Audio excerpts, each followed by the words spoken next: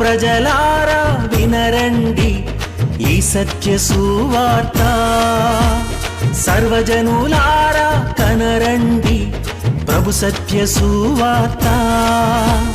వినవచ్చిన ప్రియులకు విమోచన యేసు వార్త. ప్రభు అయిన యేసుక్రీస్తు వారి యొక్క నామములో మిమ్మల్ని అందరినీ ప్రేమతో ఈ సత్య సువార్త అనే ఈ కార్యక్రమానికి ఆహ్వానం తెలియజేస్తున్నా. ఈరోజు ప్రత్యేకంగా స్టూడెంట్స్ కొరకు నేను ప్రార్థన చేయడానికి నేను మీ ముందుకు వచ్చి ఉన్నాను. పరీక్షలు రాసే విద్యార్థులు జీవితంలో అనేకమైన పరీక్షలను, వేరు పరీక్షలను ఎదుర్కొంటున్నటువంటి వాళ్ళు ఎవరైనప్పటికైనా సరే కొద్ది నిమిషాలు దేవుని యొక్క మాటలు మనం ఆలకిద్దాం. దేవుని వాక్య ఆధారంగా మీకు ఇచ్చేటువంటి ఒక ప్రోత్సాహకరమైనటువంటి ఒక మాటలను విని ధైర్యం తెచ్చుకొని మీరు పరీక్షలు రాయాలని నేను కోరుకుంటున్నాను. దేవుడు మీకు తోడై ఉన్నారు. ఆ ప్రభు కృప మీకు తోడై ఉండి ఉన్నది. డోంట్ వర్రీ స్టూడెంట్స్, మీ కొరకే నేను మాట్లాడుతున్నా. ఏ మాత్రం కూడా మీరు ఆలోచనలు పెట్టుకొని కలవరపడవద్దు. పేరెంట్స్, మీ పేరెంట్స్ కూడా నేను చెప్తున్నాను ఇది. నా కార్యక్రమాన్ని వీక్షిస్తున్నటువంటి పేరెంట్స్కి మనం చేస్తున్నటువంటి ఒక మాట ఏమిటంటే, please don't be worried at all. మీరు వర్రీ అవ్వద్దు, మీ పిల్లల్ని వర్రీ చేయొద్దు. మీరు కలత చెంది పిల్లల్ని కూడా కలతపరిచి వాళ్ళ గురించి టెన్షన్ పెట్టేసుకొని వాడు పరీక్ష ఎలా రాస్తాడో, ఎలా ఉంటుందో, వీళ్ళు పరీక్షలు ఎలాగా తెలివితేటలు ఉన్నాయో లేవు, వీళ్ళు జ్ఞాపకం ఉంటుందో లేదో వాళ్ళని ఒత్తిడి చేసి చెయ్యొద్దని క్రీస్తు ప్రేమతో నేను మీకు మనవి చేస్తున్నాను. ఇదిరాని వాక్యంలో నుండి నేను చెప్పేదానికి ముందు ఒక మాట. నేను వాస్తవానికి ఈ పరీక్షల కొరకైనటువంటి ఒక ప్రార్థన అనేటువంటి ఒక విషయం దైవజనులు డాక్టర్ డిజిఎస్ దినకన్ గారు, డాక్టర్ పాల్ దినకన్ గారు వాళ్ళకి నేను అనువాదం చేస్తున్నప్పుడు చాలా సంవత్సరాల క్రితం వారి దగ్గర ఈ విషయాన్ని నేను చూశాను. ఎంతో మంది దీవించబడటం అనేటువంటిది గమనించాను. చాలా సంతోషం. అప్పటి రోజుల్లో తదుపరి నేను కూడా అందుబాటులో ఉన్నటువంటి ఒక ప్రాంతాలకు వెళ్ళినప్పుడు, మీటింగ్స్కి వెళ్ళినప్పుడు, ఆయా మీటింగ్స్లోనే కానీ లేకపోతే ఆయా ఊర్లలోనే కానీ లేక పట్టణాల్లోనే కానీ ఒక ఇన్విటేషన్ ఇచ్చినప్పుడు చాలామంది యవన బిడ్డలు వచ్చి పరీక్షల కొరకు, వాళ్ళ ఆశీర్వాదం కొరకు ప్రార్థన చేయించుకొని విశ్వాసంతో వారు వెళ్ళటం అనేటువంటిది జరుగుతూ వచ్చింది. అది నేను ఇప్పుడు ఉంటున్నటువంటి ఒక సామర్లకోటలో కూడా నేను మొదలుపెట్టినప్పుడు తొలి దినాల్లో అనగా చాలా సంవత్సరాల క్రితం నా దగ్గర నేను ఒక ఇన్విటేషన్ పేపర్ వేసి లేకపోతే ఇలాగ నేను లోకల్ ఛానల్లో కూడా తెలియజేస్తూ అడ్వర్టైజ్మెంట్ చేసినప్పుడు చాలామంది బిడ్డలు రావటం జరుగుతూ వచ్చింది. అయితే అందరికీ దేవుడిచ్చిన భారము కొలది దైవ సేవకులు మిగిలినటువంటి వారు ఎవరికి వాళ్ళ యొక్క సంఘాలలో అలాగే అందరూ కలిసి ఏర్పాటు చేసేటువంటి ఒక ప్రత్యేకమైన కార్యక్రమంగా స్టూడెంట్స్ కొరకు ప్రార్థన చేయడం అనేటువంటిది జరుగుతుంది. చాలా సంతోషం. I really appreciate it and I really encourage it.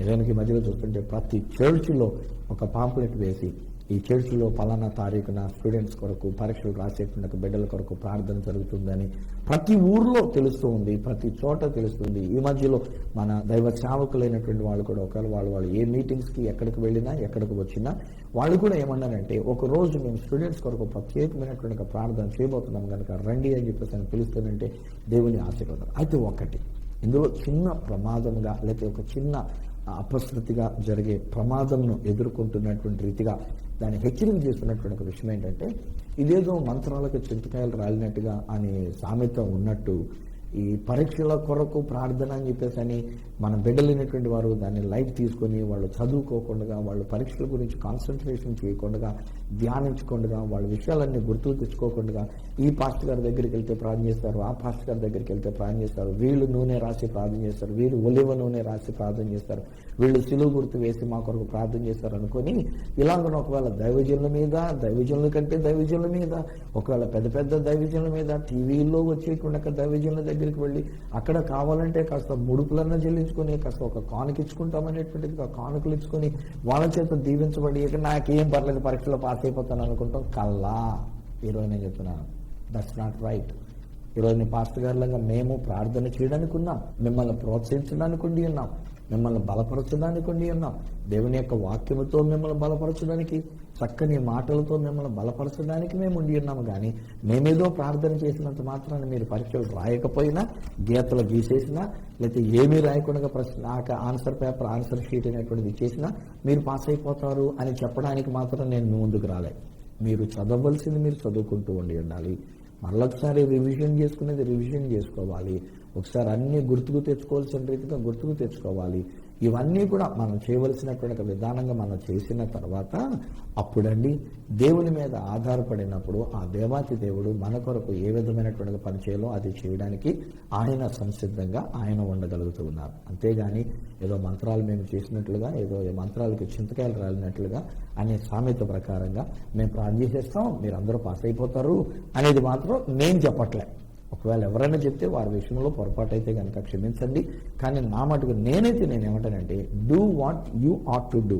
మీరు ఏం చేయాలో అది మీరు చేయండి, ఆ తర్వాత దేవుని మీద ఆధారపడండి, అప్పుడు దేవుడు తప్పకుండా కార్యం చేస్తాం. అందుకే నేను సర్వసాధారణంగా చెప్పేది ఏమంటానంటే, మీరు రండి, ప్రార్థన చేయటం మా వంతు, అద్భుతములు చేయటం అది దేవుడు చేసుకుంటాడు, అంతేకాని మేము కాదు. ఆ మధ్యలో కూడా ఎవరి గురించి ఏదో ఒక విషయంలో ఒక ఇంటర్వ్యూలు అనుకుంటా నేను వింటూ వచ్చాను, మీరే బాగు చేశారా అని చెప్పేసానంటే ఆ జవాబు ఇస్తున్నటువంటి ఆయన చాలా చక్కగా జవాబు ఇచ్చినారు. అమ్మా, నేను ప్రార్థన చేయటం నేను చేస్తాను, వారికి దేవుని మీద ఉన్న విశ్వాసం వారిని స్వస్థపరిచినటువంటిది, అంతే తప్ప నేనే బాగు చేశాను అని నేను చెప్పలేను అని చెప్పేసి చాలా చక్కని మాటగా చెప్పినాను. సో ఈరోజు కూడా నేను ఏమంటానంటే, ప్రార్థన చేయటం మా వంతు. ఈరోజు నేను కూడా మీ కొరకు ముందుకు వచ్చినా, నేను మీ కొరకు ప్రార్థన చేస్తా, ప్రార్థన చేయటం ఇది నా వంతు. అద్భుతం చేయటం అది దేవుని యొక్క పని, ఆయన విజయాన్ని ఇవ్వటం అది దేవుని యొక్క పని. అయితే ఒకటి స్నేహితులారా, దేవుని యొక్క విజయము వాటమిలో కూడా విజయం ఉంటుంది. నాకు తెలుసా విషయం, వాటమిలో, ఫెయిల్యూర్లో కూడా, వాటమిలో కూడా దేవుడు మనకు విజయాన్ని ఇచ్చాడు తప్ప ఆయన మనకు అది వాటమిగా ఇచ్చినటువంటిది కాదు. ఫర్ ఎగ్జాంపుల్, నా జీవితంలో నేను బైబిల్ కాలేజ్ కోర్సు నేను చదువుతూ ఉన్నప్పుడు నేను జీటీహెచ్ బాగానే పాస్ అయ్యాను 4 సంవత్సరాలు. ఆ తర్వాత బీటీహెచ్ 4 సంవత్సరాల కోర్సు అనేటువంటి దాన్ని 1 ఇయర్లో నేను రాయడానికి 8 సబ్జెక్టులు యూనివర్సిటీకి నేను రాసిన ఒకేసారి. సాధారణంగా సంవత్సరానికి 2 రాస్తాం యూనివర్సిటీకి, అలాంటిది 8 సబ్జెక్టులు ఒకే సంవత్సరంలో యూనివర్సిటీ పేపర్స్గా నేను రాశాను. ఈజీగా పాస్ అయిపోతారు అనుకోండి, ఎందుకంటే కాలేజీలో వాళ్ళు దిద్దినటువంటి పేపర్స్లో అదే సబ్జెక్ట్స్కి అన్నిటికీ 60 కంటే ఎక్కువ మార్కులుగా వచ్చినటువంటిది కాదు. ధీమాగా ఉన్నాను, మార్చి ధీమాగా ఉండేలా.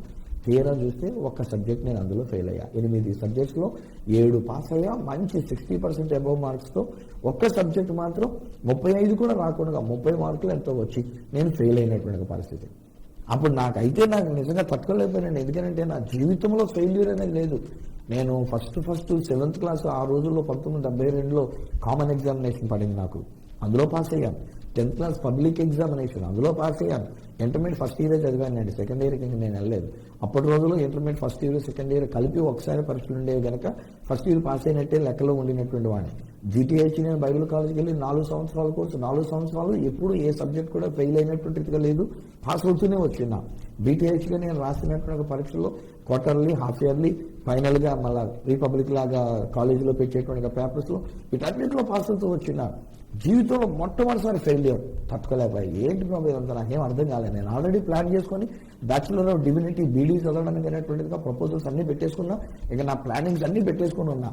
కానీ ఎప్పుడైతే ఫెయిల్ అయ్యానో అప్పుడు నాకు అర్థం కాలేదు. కానీ దేవుని యొక్క ప్రణాళిక ఫెయిల్యూర్లో కూడా నా కొరకు ఒక విజయం. అలా ఫెయిల్ అయ్యాను కనుకనే మన్నా బైబిల్ ఇన్స్టిట్యూట్లో ఉపాధ్యాయుడిగా నేను అక్కడికి వెళ్ళి ఒక 1 ఇయర్ గ్యాప్ తీసుకుందామని చెప్పేసి నేను అక్కడికి వెళ్ళా. అక్కడ నాకు 1981 నుంచి వారికి వచ్చిన దొరలకు నేను తర్జుమా చేయాలని చెప్పేసి నాకు ఒక అవకాశాలు ఇవ్వటం. నేను అలా తర్జుమాలు చేయగా తర్వాత 81 నుంచి 91కి వచ్చేసరికి కేఏ పాల్ గారికి అనువాదం చేసే విధంగా, 93 నుంచి దైవజన్ డాక్టర్ డిజిఎస్ దినకన్ గారికి, పాల్ దినకన్ గారికి తర్జుమాలు చేసే విధంగా, 1997 నుండి టెలివిజన్లో నేను కనబడుతూ తర్జుమాలు చేసేటువంటి విధంగా దేవుడు ఎంత ఆశీర్వాదాలు. ఈరోజు మీరందరూ కూడా నన్ను అభిమానించడానికి నా మటుకు నేనైతే అనుకుంటే చిన్నోండ్ర బాబు ఏంటి ఇలా ఫీల్ అయిపోతామంటారు వీళ్ళు, నా దగ్గర ఏముందని చెప్పేసి ఈరోజు నేను కూడా పరీక్షల గురించి ప్లాన్ చేస్తానంటే పెద్ద మీరందరూ మీ పిల్లలు దగ్గర పెట్టేసుకొని, మీరందరూ పిల్లల్ని దగ్గర తెచ్చుకొని, పిల్లల్ని కూడా రే కసేపు వినంటారా సుభద్రాజ్ గారు మీ కొరకు ప్రార్థన చేస్తారంటే చెప్పేసి వాళ్ళు లాక్కొచ్చినా ఇక్కడ కూర్చోబెట్టి మీరు ఎంత చేస్తుంటే నాకు అనిపిస్తుంది అదేమంటారా బాబు, నేను గొప్పవేమంటారు అనుకుంటా. కానీ బహుశా మీకున్నటువంటి నమ్మకం ఈరోజు నీ దేవుడు నన్ను ఎంతగా ఆశీర్వదించి నా ఫెయిల్యూర్లో నాకు విజయాన్ని ఇచ్చింది. అందుకే నేను చెప్తానండి, నా దేవుడు ఎప్పుడు విజయమే ఇస్తాడు తప్ప వాటమి లేదు. నేను అలా చెప్తున్నా, నేను సువార్తను ప్రకటిస్తున్నా, సత్యమైన సువార్తను ప్రకటిస్తున్నా. సత్యమైన సువార్త ఏంటంటే మీ పరీక్షలో మీకు విజయమే తప్ప వాటం అనేది లేదు. ఒకవేళ వాటమిలాగా కనబడితే అది వాస్తవం, కానీ దాని తదనంతరం ఉండినటువంటి ఒక గొప్ప విజయం అది దేవుని యొక్క ప్రణాళిక. నేను అక్కడితో ఆగిపోయినా? నో. ఆ తర్వాత సబ్జెక్ట్ కట్టాను, పాస్ అయ్యాను, బ్యాచిలర్ ఆఫ్ డివినిటీకి వెళ్ళాను, బ్యాచిలర్ ఆఫ్ డివినిటీ చేశాను, బీడీ అనేటువంటి కోర్స్ చేశాను. ఆ తర్వాత మళ్ళీ అడ్వాన్స్ లీడర్షిప్ కోర్స్ అని హగ్గాయికి సింగపూర్ అనే దేశానికి వెళ్ళాను. 1992లో సింగపూర్ అనే దేశానికి వెళ్ళాను.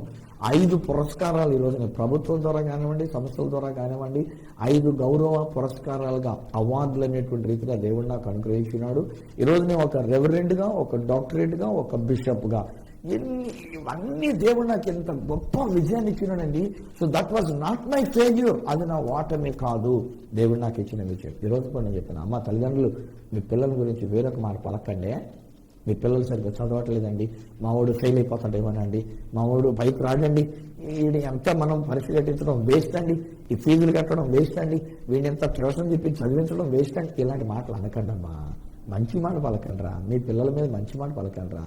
నేను ఇలాగ అంటుంటే పిల్లలు అన్నారు, మా బాగా చెప్తున్నారు ఫాస్ట్ గారు, భలే చెప్తున్నారు ఫాస్ట్ గారు, చెప్పండి మా అమ్మకి ఇంకా గట్టిగా చెప్పండి, మా నాన్నకి ఇంకా గట్టిగా చెప్పండి. వీళ్ళు ఎంతసేపు మా బుర్ర తినేస్తున్నారండి బాగా, వీళ్ళు శబ్ద మాటలు పలుకుతున్నారండి, నెగిటివ్ మాటలు పలుకుతున్నారండి అని చెప్పేసి పిల్లలు సంకలు కొట్టుకున్నాను. మీ గురించి కన్సర్న్ కలిగి ఉండి అలా మాట్లాడుతున్నారు తప్ప మీరు ఫెయిల్ అవ్వాలని ఉద్దేశం కాదు బాబు. మరే పాప, మీరు ఫెయిల్ అవ్వాలని ఉద్దేశం కాదు మమ్మీ డాడీది.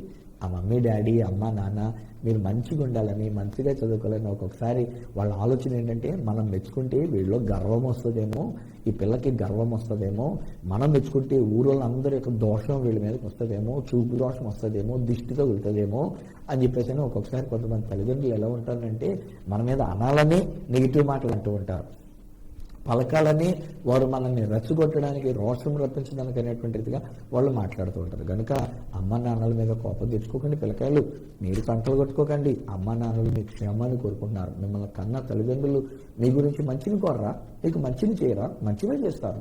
ఈరోజు నేను చెప్తున్నా, తప్పకుండా దేవుడు మీ కొరకు మేలునే జరిగిస్తున్నాడు అనేటువంటి విషయాన్ని మర్చిపోవద్దని ఈరోజు నేను మీకు మనవి చేస్తున్నాను. సరే, బాగానే ఉందండి. ఈరోజు నేను మీ కొరకు ఇచ్చేటువంటి ఒక వాగ్దానంగా నేను ఒక మాట అంటాను. మన ప్రభువును రక్షకుడునైన యేసుక్రీస్తు వారిని గురించి దేవుని యొక్క వాక్యంలో లూకాసు వార్త 2వ అధ్యాయం 52వ వచనంలో మాట ఎలాగున వ్రాయబడినది. యేసు జ్ఞానమందును వయస్సునందును దేవుని యొక్క దయలోను మనుషుల యొక్క దయలోను వర్ధిల్లుచూ ఉండేను. ఎంత చక్కని మాట అండి. యేసుక్రీస్తు ప్రభువారు దేవుడు, దేవుని యొక్క కుమారుడు. కానీ ఆయన గురించి వ్రాయబడినటువంటి ఒక మాట ఏమందంటే, యేసు జ్ఞానమందును వయస్సునందును దేవుని యొక్క దయలోను మనుషుల యొక్క దయలోను వర్ధిల్లుచూ ఉండెను. హై ఫ్రెండ్స్, పరీక్షల దగ్గరికి వచ్చి నేను కలవరపడుతున్నారా? పరీక్షల దగ్గరికి వచ్చిన చేత భయము ఆవరిస్తూ ఉండినదా? మీకు పరీక్షల దగ్గరికి వచ్చిన చేత ఒకవేళ భయంతో నింపబడిన వారుగా ఉండినారా? Don't worry. ఈరోజు నేను చెప్తున్నాను కదా, మీకు ఒక అంకుల్ అనండి, లేకపోతే ఒక అన్న అనండి, లేకపోతే మీరు ఏ విధంగా పిలుచుకోండి ఆ విధంగా పిలుచుకోండి. ఒక దైవ సేవకునిగా నేను మీ ముందుకు వచ్చి చెప్పగలుగుతున్నటువంటి మాట, పిల్లలు ధైర్యం తెచ్చుకోండి. Don't worry. మీరు చదివినవన్నీ గుర్తుకు తెచ్చుకోవడానికి దేవుడే మీకు సహాయం చేస్తున్నాడు. ఆయనే మీ పక్కన ఉంటూ ఉన్నాడు. ఆయన మీ కొరకు అద్భుతమైనటువంటి కార్యములను చేయడానికి ఆయన సంసిద్ధంగా ఉండి ఉన్నాడు. దానియేలు గారి యొక్క జీవితంలో కూడా నేను ఒక మాట జ్ఞాపకం చేసి నేను మీ కొరకు ప్రార్థన చేయాలని ఆశపడుతూ ఉన్నాను. దానియేలు గురించి దేవుడు మాట్లాడుతున్నాడు. దానియేలు, నీవు బహు ప్రియుడవు, నీవు బహు ప్రియుడవు, నీవు బహుగా ప్రియమైన వ్యక్తివి కనుక నేను నీ కొరకు వచ్చి ఉన్నా, నేను నిన్ను ముట్టి నేను నిన్ను బలపరుస్తూ ఉన్నా, నీకు కావలసిన గ్రహించేటువంటి యొక్క శక్తిని, జ్ఞానమును నేను నీకు ఇస్తున్నానని చెప్పేసి అని గొప్ప సంగతులను, గూఢమైనటువంటి సంగతులను, ఎవరికి అర్థము కాని సంగతులను దాదాపు 2800 సంవత్సరాల క్రితం వ్రాయబడినటువంటి దానియేలు గ్రంథం ఈ రోజు కూడానండి, ఇప్పుడు ప్రభు రాకడ విషయంలో జరిగేటువంటి విషయాన్ని ఆనాడు దానియేలు గారి ద్వారా దేవుడు వ్రాయించినటువంటి విషయం. రాజుగారే అవాక్కైపోయాడంట దానియేలుకున్నటువంటి జ్ఞానమును చూచి, దానియేలుకున్నటువంటి వివేచన చూచి రాజు అవాక్కైపోయాడు. అబ్బా, దేవుని ఆత్మను కలిగినటువంటి వాడుగా ఇతని దగ్గర ఉన్నటువంటి జ్ఞానం, కళ చెప్పాడు, కళ భావాన్ని చెప్పాడు. జ్ఞానం బా ఏం అద్భుతమైనటువంటి విషయం అండి బాబు, జ్ఞానమే జ్ఞానం. రాబోయే దినాల్లో జరగబోయేటువంటి విషయాల్ని అప్పుడు రాశాడు ఆయన దానియేలు తన గ్రంథంలో. అందుకని ఈ రోజు కూడా క్రైస్తవులైనటువంటి వారు సైతమండి ఈ రోజున వాళ్ళకి జీవితాలు చూస్తే ప్రకటన గ్రంథం ఒకటి, దానియేలు గ్రంథం ఒకటి, 2 గ్రంథాలు చదవని వాళ్ళు. ఎందుకంటే మనకు అర్థం కాదురా బాబు అందులో ఉన్నటువంటి విషయాలు, వాటిని మనం గ్రహించలేము. అవి చదివిన కాడి నుంచి ఏదో భయం ఆవరించినట్టుగా ఉంటుంది. ఎందుకు వచ్చింది అని చెప్పి పక్కన పెట్టేసి మిగతా పరమగీతలో, లేకపోతే సామెతలో, లేకపోతే కీర్తనలో, లేకపోతే యెషయా గ్రంథమో ఇలాంటివి చదువుతూ ఉంటారు తప్ప ఈ యొక్క దానియేలు గ్రంథాలు చదవరు. ఎందుకో తెలుసండి, అంత నిగూఢమైనటువంటి జ్ఞానం, గ్రహింపలేని సంగతులను గ్రహించుకోగలిగినట్లుగా జ్ఞానముతో కూడినటువంటి విషయాలుగా ఇది ఆ దేవాతి దేవుడు అక్కడ తెలియజేస్తున్నటువంటి విషయాలు. ఈ రోజు నేను చెప్తున్నా ఫ్రెండ్స్, మీరును దేవునికి ప్రియమైనటువంటి వారే. అమ్మారే తల్లిదండ్రులు మీకు కూడా నేను చెప్తున్నానమ్మా, అసలు మీరు దేవునికి బహు ప్రియమైన వాళ్ళు. మీకు పుట్టినటువంటి పిల్లలు, ఇప్పుడు పరీక్షలు రాయబోతున్నటువంటి పిల్లలు, వాళ్ళు కూడా దేవునికి బహు బహు బహు ప్రియమైనటువంటి బిడ్డలు. అలాంటప్పుడు దేవుడు వారికి జ్ఞానం ఇవ్వడం లేదా? దేవుడు వారిని జ్ఞానంలో వర్ధిల్లింప చేయడం లేదా? ఈరోజు నేను చెప్తున్నా, సత్యమైన సువార్త ఏంటంటే మన పిల్లలు, పరీక్షలు రాసేటువంటి బిడ్డలు జ్ఞానమందు వర్ధిల్లుచూ ఉన్నారు. దేవుడు వారికి కావలసిన జ్ఞానము అనుగ్రహించి ఉన్నాడు. జ్ఞాపక శక్తిని దేవుడు వారికి అనుగ్రహించి ఉన్నాడు. పరిశుద్ధాత్ముడే వారి ప్రక్కన కూర్చొని, వారి ప్రక్కన నిలబడి, వారిని బలపరుస్తూ, వారికి జ్ఞానమును అనుగ్రహిస్తూ, ప్రతి ప్రశ్నకు సరైనటువంటి జవాబు గుర్తుకు తెచ్చుకునేటట్టుగా ఆ దేవాతి దేవుడే వారికి సహాయం చేస్తున్నారు. ధైర్యం తెచ్చుకునండి. తల్లిదండ్రులుగా మొదట మీరు ధైర్యం తెచ్చుకునండి. బిడ్డల్ని కలవర పెట్టొద్దు, బిడ్డల్ని కోప్పడొద్దు, టెన్షన్ పెట్టొద్దు. రెండోది, తల్లిదండ్రులకు మీకు కూడా నేను చెప్తున్నాను, ఇంట్లో పిల్లలు ఉంటుండగా మీరు గొడవలు ఆడుకోవద్దు. ఒక కుటుంబాన్ని నేను చూస్తున్నాను, ఎప్పుడు చూడండి మీరు దెబ్బలాడుకుంటూ ఉన్నారు, అరుచుకుంటూ ఉన్నారు, ఒకరి మీద ఒకరు నిందలు వేసుకున్నారు. ఆ ప్రభావం బిడ్డల మీద కనబడుతుందండి.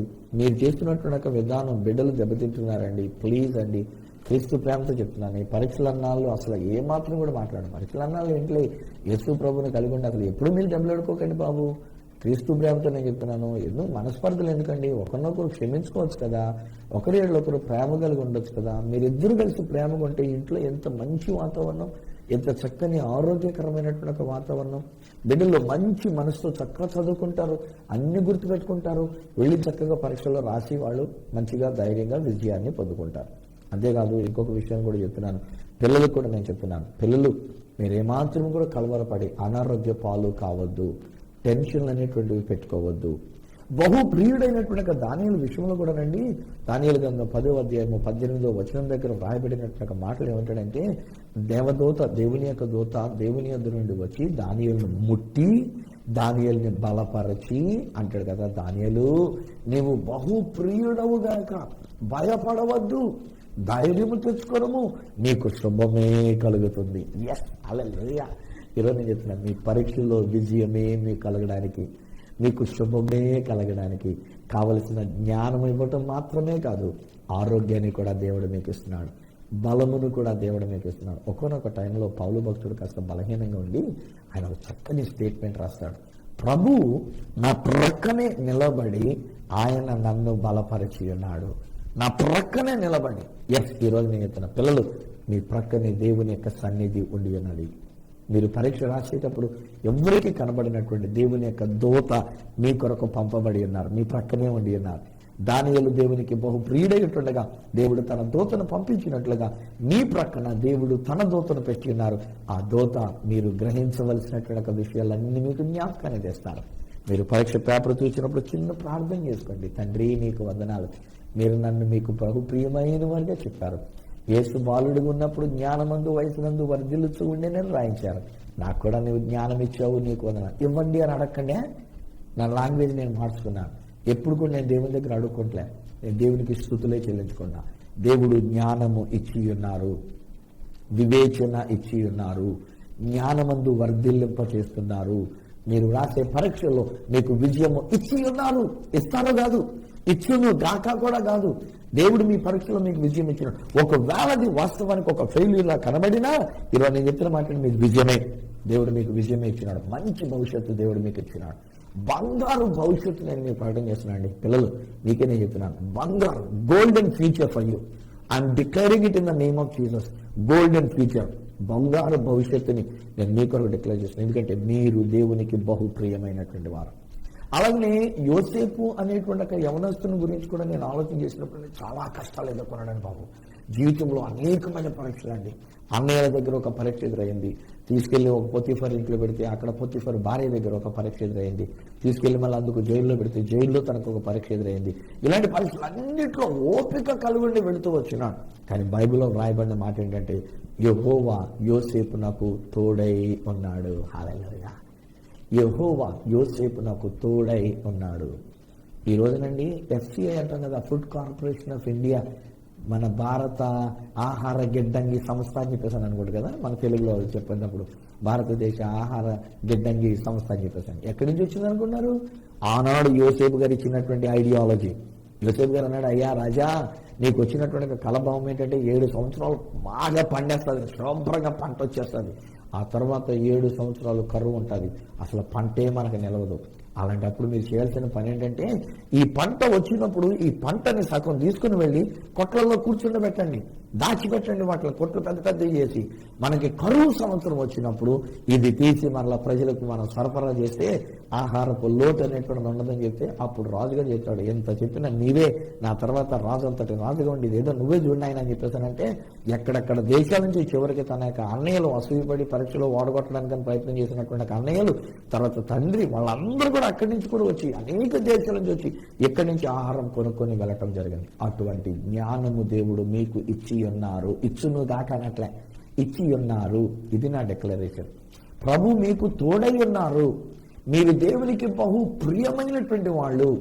యేసు క్రీస్తు నా తండ్రి అయిన దేవునికి ప్రియమైన కుమారుడని బైబిల్ చెప్తున్న ప్రకారంగానే మీరును మన తండ్రి అయిన దేవునికి బహు ప్రియమైన కుమారులను కుమార్తెలనై ఉన్నారు. మరి అలాంటప్పుడు మీకు విజయం కాదా? దేవుడు మీకు జ్ఞానం ఇవ్వలేదా? ఆ దేవుడు మీకు తోడై ఉండలేదా? ఈరోజు చెప్తున్నా, దేవుడు మీకు తోడై ఉన్నారు. ఆ దేవుని యొక్క సన్నిధి మీకు తోడుగా ఉండేది. డోంట్ వరీ, కలత చెందొద్దు, భయము పెట్టుకోవద్దు, అనారోగ్యానికి గురి కావద్దు. ధైర్యం కలిగి ఉండండి, సంతోషంగా ఉండండి, సమాధానంగా ఉండండి. పరీక్ష రాయండి.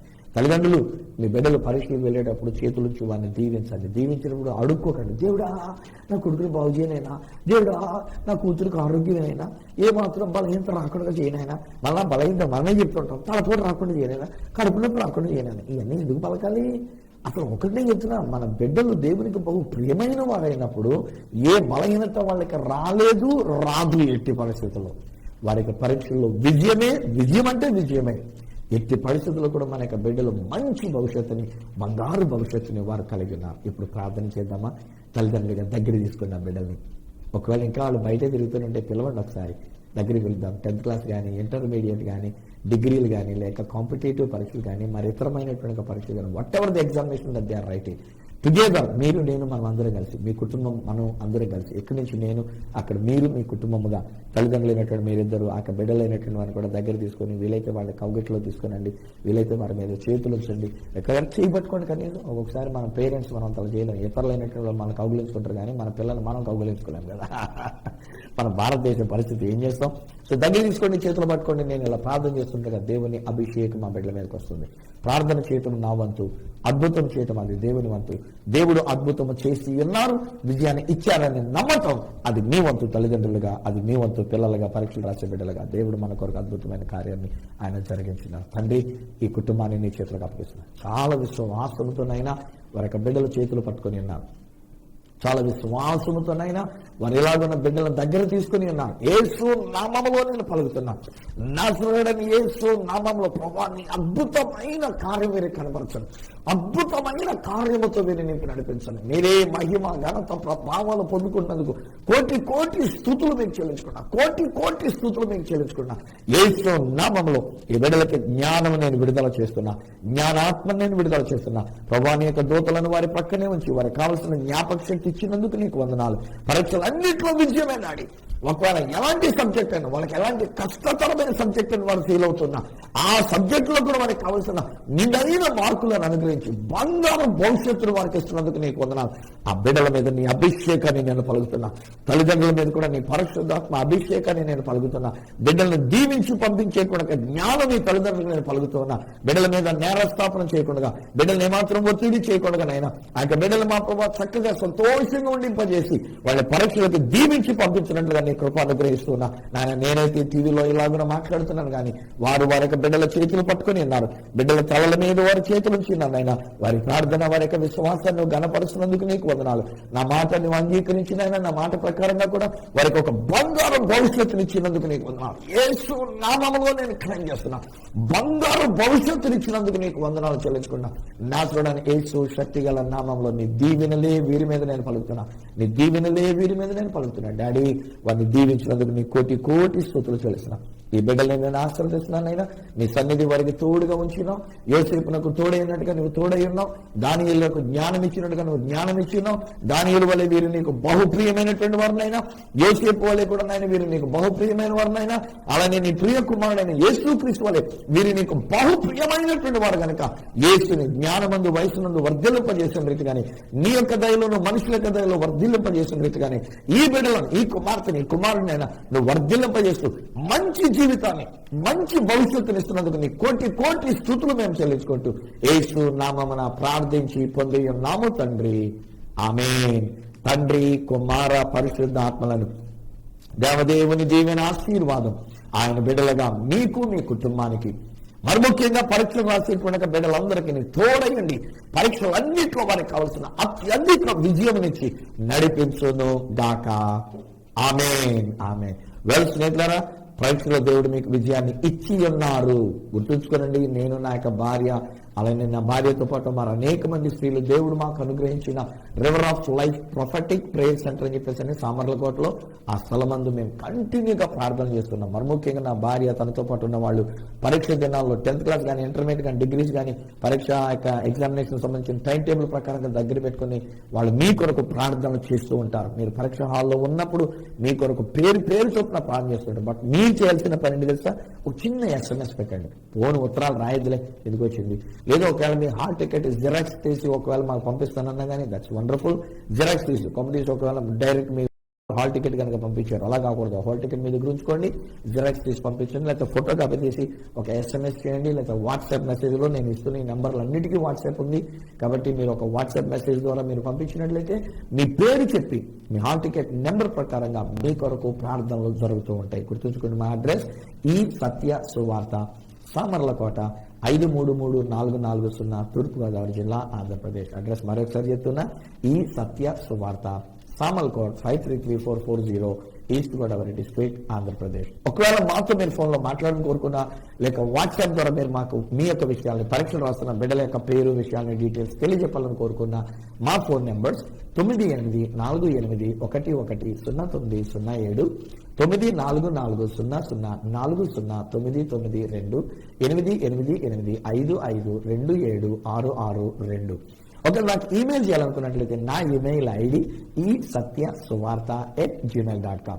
మళ్ళా నెక్స్ట్ ప్రోగ్రామ్ మిమ్మల్ని కలుసుకునేంత వరకు పరీక్షలు రాసి బిడ్డలైన మీ కొరకు నిత్యం మేము ప్రార్థన చేస్తున్నామని తెలుస్తూ మిమ్మల్ని ఆ ప్రభు అయిన యేసుకు జ్ఞానమైన యేసయ్య చేతులకు అప్పగిస్తూ మీ దగ్గర సెలవు తీసుకుంటున్న మీ ప్రియమైన సహోదరుడు ఈ సత్య సువార్త రాజు.